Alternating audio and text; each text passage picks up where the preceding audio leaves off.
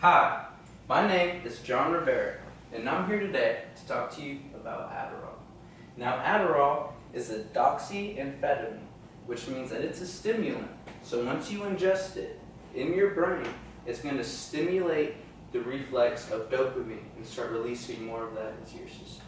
So what dopamine does is it gives you the ability, with a little bit more if you suffer from ADHD, to focus on certain topics more and be less likely to fall to distractions such as your cell phone and TV. Okay, so the first uses that we saw during World War II of this drug was actually by the Nazi regime. Hitler injected intravenously amphetamine every single day that he was a leader for the Nazi army.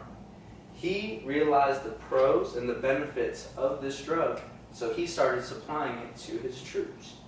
When his troops started taking this drug, they were able to stay up for longer hours. They were able to be less fearful because their body was able to stay focused and be less distracted on the pain or the suffering or the turmoil that they were going through during warfare. Today, 2018, we mainly prescribe Adderall for ADHD patients. With ADHD, your mind produces, or your brain produces less dopamine than the average person.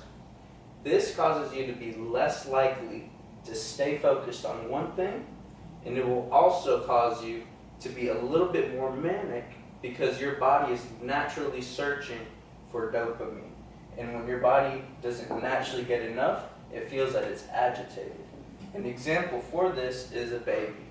When you feed a baby a bottle, when they're crying, they drink the milk and they feel a sense of dopamine when they feel better, which lets them relax. If a baby is crying and they're unable to feel that dopamine and that comfort when they have that bottle, they'll still feel anxiety, agitated, and they'll continue to cry. Now, as a college student, the effects of Adderall are a definite pro when it comes to doing work, staying up, staying focused, and retaining information.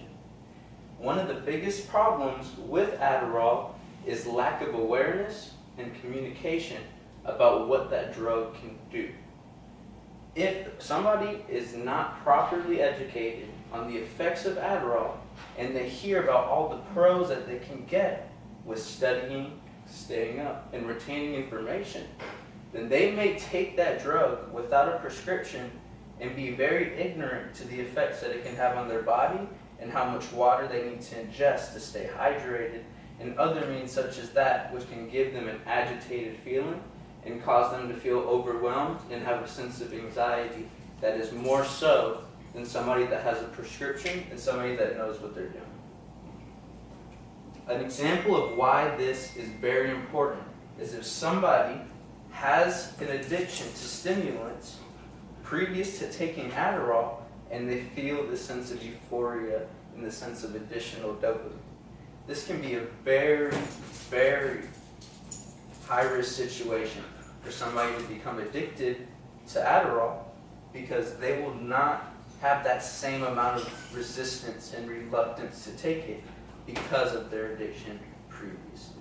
Thank you.